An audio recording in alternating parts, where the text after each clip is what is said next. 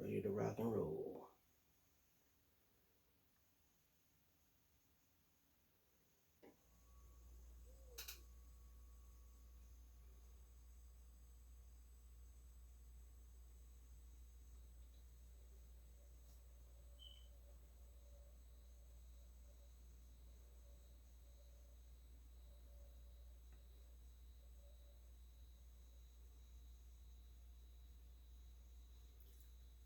All right, starting the live.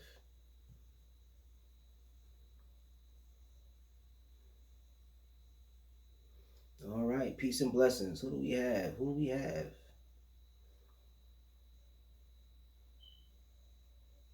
Let's see. Is anybody here tonight?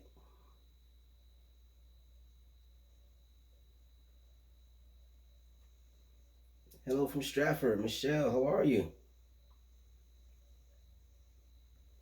How you doing, Michelle? Holla, hello again. Muhammad, good night from Kentucky. All right. I'm doing excellent, Michelle.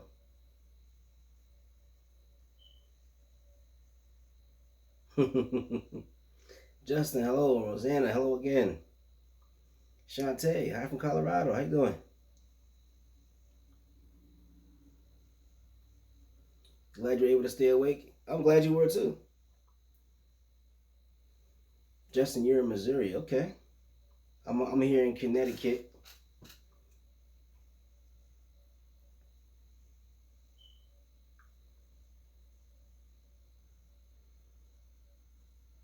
I'm glad you all stayed up to join me. I think this is going to be an interesting conversation. I for those of you who didn't catch the 10:10 live stream, I want to apologize. I wasn't able to make it last week because I made a mistake. Usually on my live stream when I set it up, I'll put like PM 11:11 p.m. 10:10 p.m. I made a mistake and it was AM, so everybody was expecting a daytime lecture, and some people showed up during the day were waiting for me. I didn't even know until I got an email from Insight Timer saying, basically what the heck is going on. So that was a slip up. So last week I missed you guys, but I'm glad you guys are here this week. At the last live, okay, cool, yeah, definitely. Favorite diva, what's going on? Peace and blessings to you.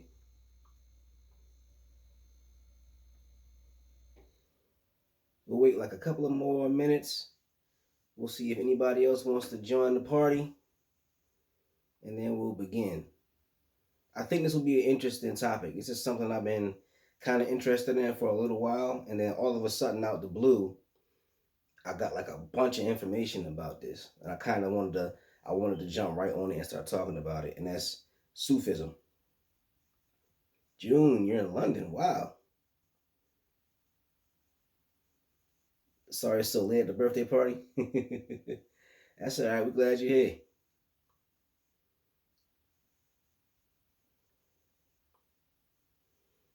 I'm glad I was able to reach somebody across the pond there, June.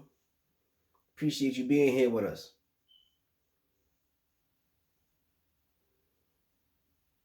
I appreciate the love, everybody. I really do. We're gonna wait like maybe one more minute and then we'll jump right on in. Red Joy, how you doing? And you're in Chicago. And you have a big E at the end of your name. Why is that? Oh, you invited Red Joy? Well, thank you for bringing somebody. Thank you for bringing a friend. That's your plus one. Seattle, birthplace of grunge. How you doing, Barbara? Annie. Oh, okay. Got you. Susan, you're in Pittsburgh. Amy, Florida. All right. Catherine, you're in Milwaukee. I'm glad everybody's here. Pennsylvania for Brooklyn. Okay. Texas. Man, I'm glad that everybody's here tonight. It's like that old saying goes, you could have been anywhere else in the world, but you're here with me. I appreciate it. Agoura Hills, California. Do they have mountain lions there? Gina? Georgia, what's up? Kate, how you doing? Lisa, Canada. Ann C from California. Oh yeah. Oh, okay. I hear that the hills of California are full of mountain lions. All right. So we see people are coming in. Glad to see everybody. Peace and blessings to everybody. Tisa, you're in Nevada. Tulsa, Black Wall Street. Okay, Ava. That's history right there. Beautiful hiking. Okay. See, I'm one of those guys. I'm jumpy when I'm in nature, Gina. When I'm in nature, I'm always jumpy. I'm always scared I'm gonna come across a bear or something. Istanbul. How do you say name? Is it Ise? I think Istanbul is the furthest anybody's ever contacted me. Glad to see you. Glad to see you. Now, Istanbul is Islamic, correct? Aj. Is that how you say it? Aj.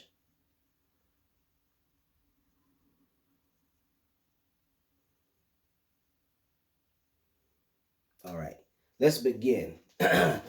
Now, tonight's live stream is entitled Sufism, God, Reality, and Love. But I made a little typo, so it says God, Reality, and Live. So I know it sounds silly, but yeah, it's supposed to be God, Reality, and Love. Just wanted to point that out.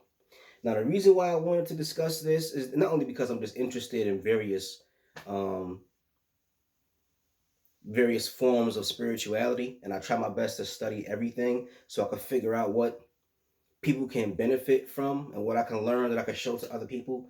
But it's also very interesting to me simply because some of the information that I'm going to be covering over the years has become kind of like outlawed. Once you develop an orthodoxy, you develop the power to say to people, these ideas are bad, so don't study these. These ideas are okay. Even here in America, there's no law against practicing certain religions, but just certain religious concepts are kind of shocking to people and upsetting to people.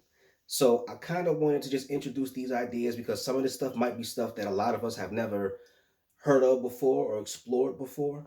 And I just want to give you something extra that maybe you could use on your spiritual journey. Maybe some of the stuff I'm going to talk about tonight might have nothing to do with you, but you might grow a little bit just from learning and hearing about it. And some of it might really speak to you. I know that with some of the things I'm going to be covering um, from a Sufi writer by the name of Ibn Arabi. The reason why some of his stuff really touched me when I read about it is because these are things that I myself have experienced in my meditative states. Some of the stuff he's talking about is stuff that I felt right at home hearing some of his concepts and some of his ideas. So I kind of wanted to cover it a little bit just because I wanted to touch on these ideas, share these ideas with you, but also I wanted to get past the barriers that is set up by our culture that keeps so many interesting ideas out. Some of this stuff is really fascinating and it can help you tap into your own spirituality. So I wanted to share this stuff with you because for a long time when I wanted to study this when I was younger, I couldn't find anything on it. Like literally, I couldn't find very much on Sufism at all. People would just say Sufism is um, the mystical aspect of Islam, and they would kind of leave it at that. But because now, more and more information, I'm freezing. Hold on, let me see if I can move. If I move this a little bit, I'll see if I can get in a better position. Okay. Um,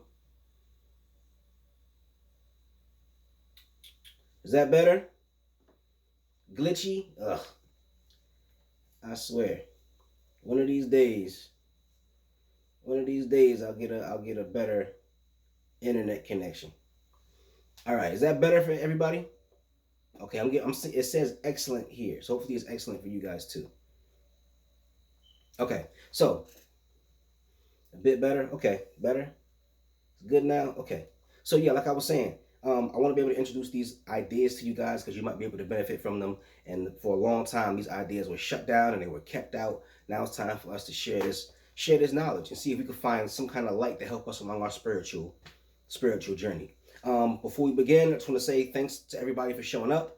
If anybody feels the spirit move them and you want to drop a few dollars in the pot, all donations are going to me trying to self-publish a book to teach kids how to meditate. It's for kids for kids from the ages of 8 to 12. The book is already written, but I want to self-publish. I gave an update on my last live stream and was letting everybody know that I have been in contact with a couple of self-publishing companies. They're a bit slow to get in contact with me, simply because I think because of COVID and business might be slow. But I have been in contact with a few people. Nobody's reached out to me yet. But I did go to a print shop today, and if worse comes to worse, if I don't feel like waiting anymore, I'm just going to put the money to printing these things up myself. I'll print up a few copies and begin the process of showing them to schools, maybe show them the curriculum and maybe get some interest going. So I appreciate all you guys and your donations. Believe me, I really thank you for everything you guys have contributed over the last few months. And if you feel the spirit move you tonight, you want to contribute again, thank you very, very, very right. Oh, Gatekeepers Publishing? Okay, definitely, I'll write that down. All right, Amy, if you're a middle school teacher, send me an email at thewellnessinitiative860 at Gmail. Thewellnessinitiative860 at Gmail. Contact me, shoot me an email by like tomorrow, and we'll start chit-chatting and see what we can do. Because I would love to definitely get this thing rolling and get this information into schools. I think that'd be awesome. And also, I think it was Michelle. You sent me an email saying you would edit it for me for free. Everybody give Michelle a round of applause for trying to help me out. I really appreciate that. I will be sending you the manuscript sometime soon. So having said that, let us begin tonight's live stream conversation about Sufism. So basically, when we think of a religion, we think of everything as being static, because in the modern times that we live in, Christianity is pretty static, Islam is pretty static. There is an orthodoxy, there's a singular way of seeing things, and there's some core ideas. Even though you might have different denominations, there are some core ideas, some central themes that remain the same. And so we think of a religion as being something like that. We have central themes, core ideas, mostly everything remains the same. However, you got to remember that when a religion first begins, it doesn't start off as a religion. It starts off as a series of ideas from a charismatic teacher, and some of these ideas people might not fully understand to the fullest. When you look back at the beginning of Christianity, there were a lot of deep thinkers. Yes. So when you look back at the beginning and the origins of Christianity, there were a lot of ideas that nowadays we've kind of thrown away. But Christianity didn't start off as an orthodoxy, and orthodoxy developed over time. In early Christianity, before there was orthodoxy, people believed that Jesus Christ was special, but that he wasn't divine, that he was a very intelligent man, but they didn't think that he was the Son of God at all in early Christianity. They believed that Christ, and some people believe that Christ was a spirit because they believed that he was incorruptible. So they believed that even though he was on earth teaching in a human form, they believed that he was a spirit and not a man at all. They believed that God is a spirit, his son must be a spirit. The idea of incarnation was something that really wasn't a part of Christian orthodoxy at the beginning.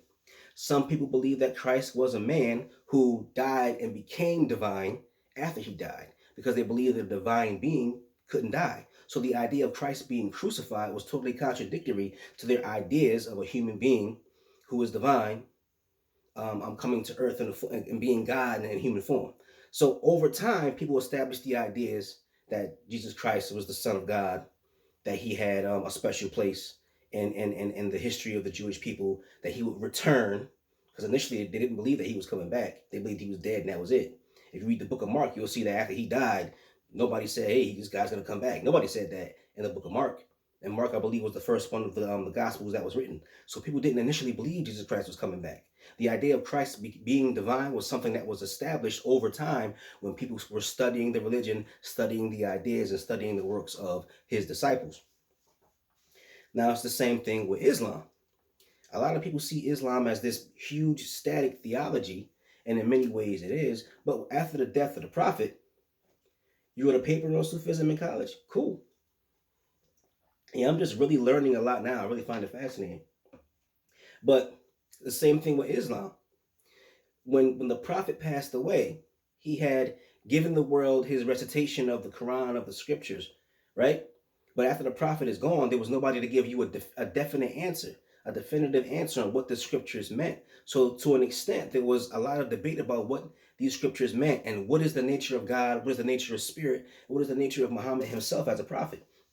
And I found out recently that after the Prophet passed away, there were some different interpretations and questions about what these scriptures meant. Were the scriptures literal? Were they allegorical? Were these things symbolic? What's the hidden meaning of what the Quran was teaching? Because some people, they truly didn't have the prophet around anymore to give them definite answers. And when there's nobody there to give you definite answers, of course you're going to have more questions. Love the message of love and beauty in sweet poems and songs, me as well. But I also like the idea that it's taking the experience of the divine and making it about love. You know, they call God the beloved, and they write poems about God as if they're making love to God and God is holding them and embracing them. And that passion for God is really something you don't see a lot in other religions. I think that's really beautiful. Now, after the prophet passed away, there were some people who believed that God is transcendent and attributeless, that he is a spirit that is beyond comprehension, he's beyond understanding. We can't reach him, we can't speak to him, so he communicates through us through nature and through the prophets. And only a very exalted, spiritually enlightened human being would have the ability and the capacity to connect with God, and the rest of us don't have that ability. And even after you have a prophetic experience, there's still so much to the infinite, transcendent God, it can't be explained.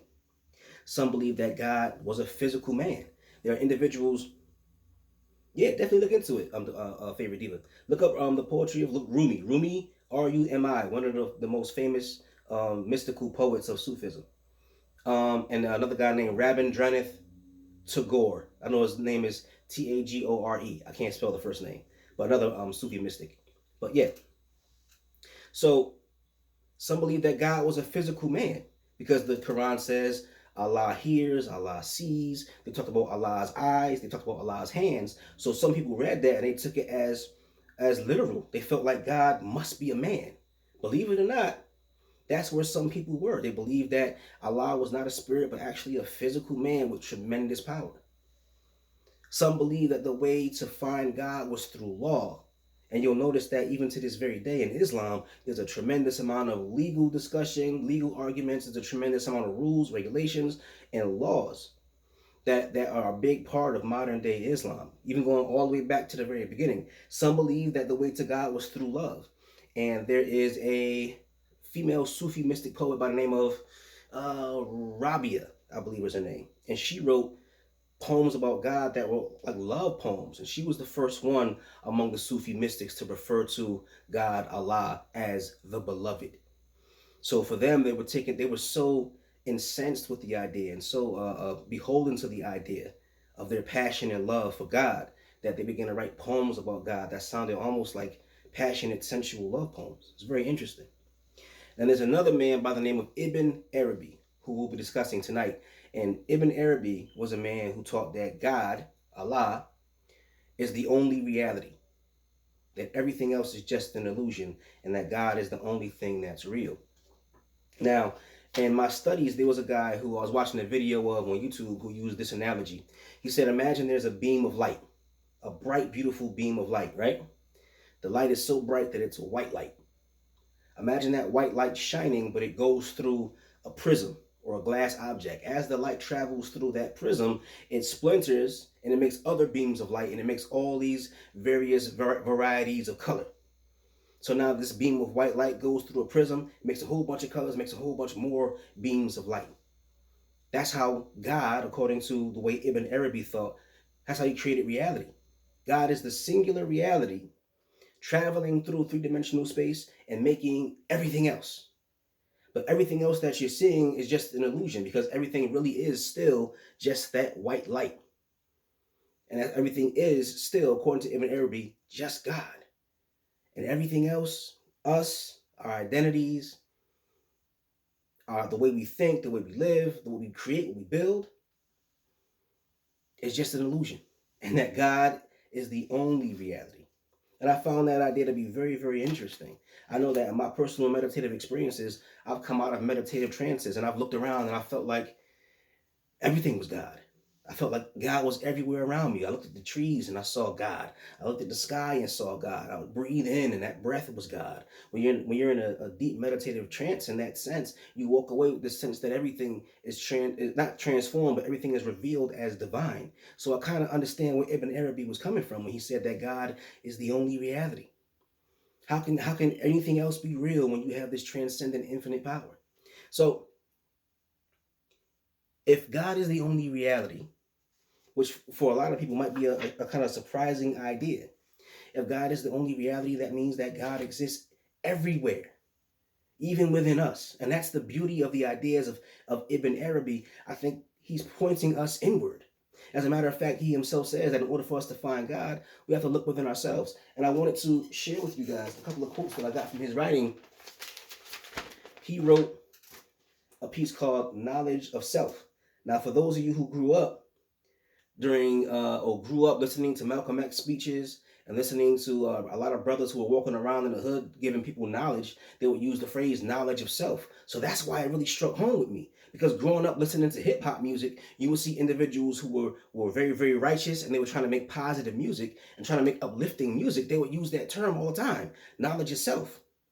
So when I saw the term knowledge of self was being used by somebody even as far back as, I think the 700s, that really blew my mind. That was a really amazing thing to see that connection from way back there all the way to modern day hip hop, even to this very day. You still have artists who use that phrase, knowledge of self. That was amazing to me to see that connection between my own personal experiences with music and what they were teaching, the mystics were teaching in Sufism. And he had this quote where he says, knowledge of self is the key to the knowledge of God, according to the saying, he who knows himself knows God. And as it is written in the Quran, we will show them our signs in the world and in themselves, that the truth may be manifest in them. We go to another quote that he has that I really found interesting. He said, it is well known saying of the prophet that he who knows himself knows God. That is, by contemplation of his own being and attributes, man arrives at some knowledge of God. He goes on to say, not only are man's attributes a reflection of God's attributes, but the mode of existence of man's soul affords some insight into God's mode of existence. That is to say, both God and the soul are invisible, indivisible, unconfined by space and time, and outside the categories of quantity and quality, nor can the ideas of shape, color, or size attach to them. So basically what it's saying, the nature of who we are is a reflection of the nature of God. So the first step in us trying to take a journey towards some kind of spiritual understanding or spiritual enlightenment always begins with an inward step. Look within yourself in order to find that what you're seeking without. That's why there's so many individuals who are in religions, but at the same time, our religions are not making the world a better place. For many people who are seeking spiritual light, and I'm not knocking anybody's religion or anybody's spiritual path, but a lot of people are becoming more and more dissatisfied with what religion is offering. What happens is, was it Sufi La? Sweatshop Boys? I gotta look that up. But like I was saying, so many people are becoming dissatisfied. Becoming dissatisfied with religion simply because Sweatshop Boys. Simply because the religion is making them look outward instead of looking inward. And you're not gonna find any practicality in any kind of ritualistic exercise when you're constantly looking outward for solutions to your problems. Yes, God wants spiritual fruits, not religious nuts, and you're absolutely right. And what happens is that these individuals are so caught up in a religious culture, they're not changing themselves for the better within. And when I was a young kid, I would see that all the time. I was raised in a Christian church. I was raised in a Pentecostal church, and I would see individuals who were going to church for 50 years. And they were mean, evil, vicious, corrupt, heartless, lying, sneaky, gossipy, vicious snakes. And in all that time, they haven't changed. If your religion found you when you were angry and broken, 50 years later, you still angry and broken, it's not effective. And the reason why is because your religion has relegated God to something that is not personal. God is not within. You can't talk to God. As a matter of fact, your religion teaches you that you need an intermediary. You so unworthy. Imagine your religion teaches you born in sin. Then it teaches you that you're so unworthy to speak to God, you got to give somebody else some money so they can talk to God for you. I'm going to testify today. I might have to, I'm going to calm down. Let me calm down. I don't want to get too excited about it. But you understand what I'm saying. Your religion has taken the divine force of nature that animates everything. This divine force of nature animates everything. We say that God is infinite. It's okay, fine. They say that God is omnipresent. Fine. If God is infinite and omnipresent, I mean God exists within you. If God is infinite, you point to one location within the universe where there is no God. If God is infinite and omnipresent, that means that God is in you. And if you can't look within yourself to find that God, then your religion is not helping you. That energy that we call God is something that is a testament to our potential. And if we had a spiritual system that was set up that took that first step of making you look within yourself for that divine that you're seeking without, you would make better people. And Islam is a direct connection. Okay, okay. I mean, I've studied various forms. I've studied a lot of different religions. I haven't practiced a lot of them. So, like I said, I'm not knocking anybody's religion.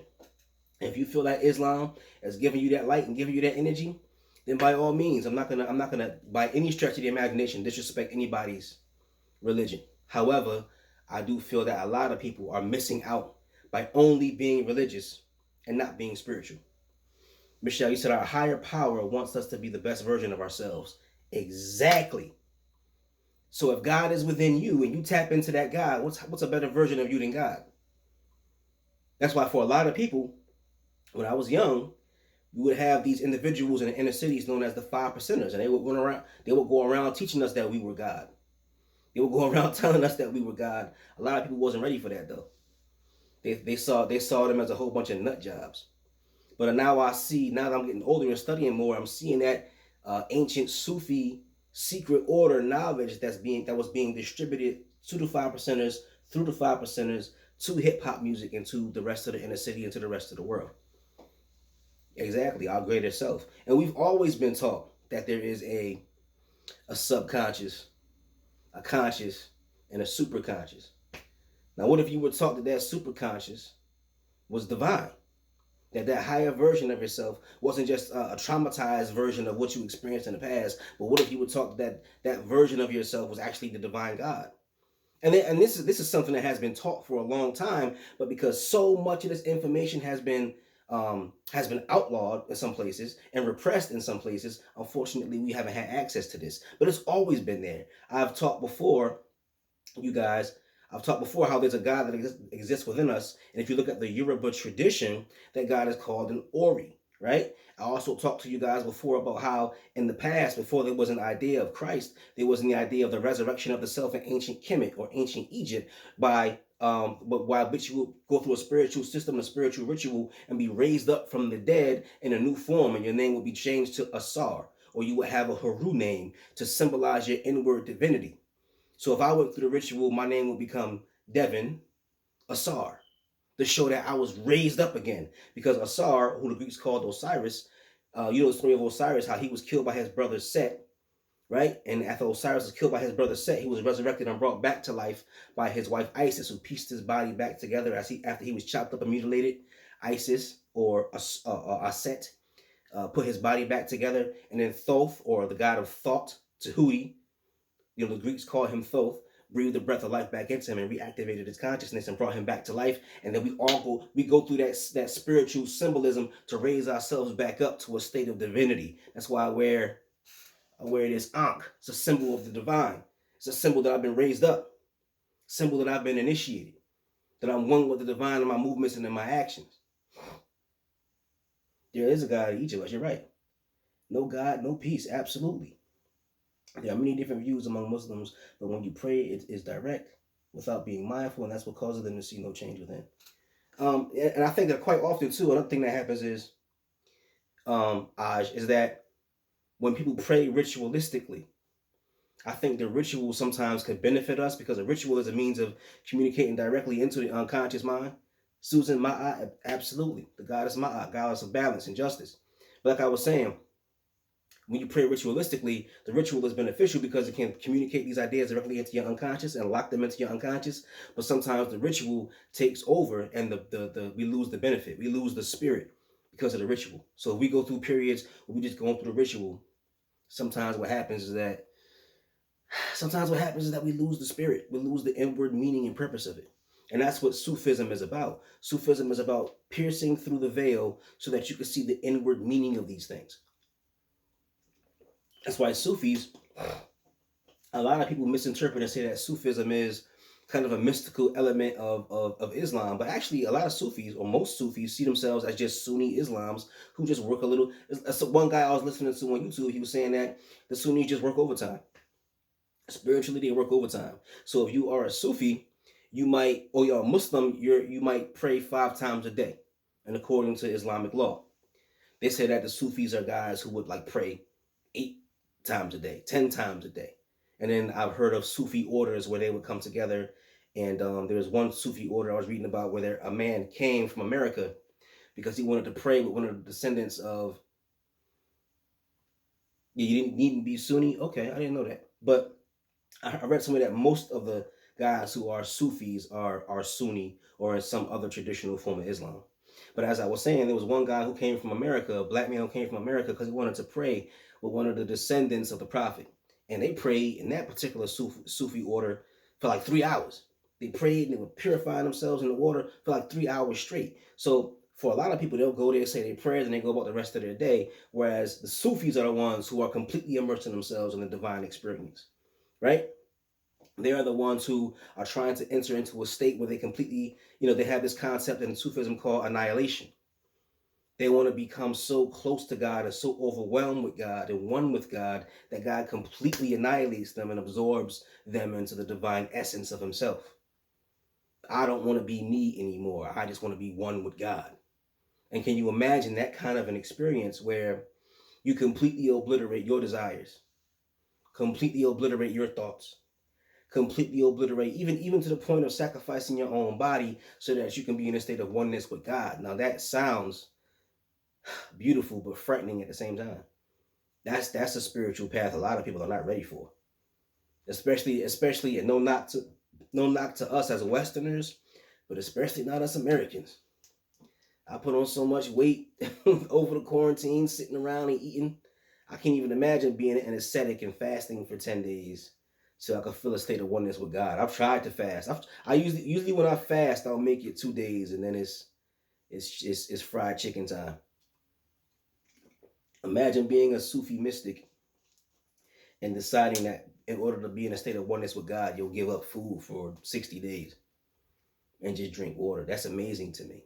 So that kind of asceticism is rare to find that around the world, but it's particularly rare in a country where we indulge in overabundance every day. So just imagine that. Imagine living an entirely different lifestyle because you're enraptured with the idea of God as the only reality. That's why I wanted to introduce this concept to you guys, because if God is the only reality and God is everywhere, even within us, what would you be willing to do to tap into that God?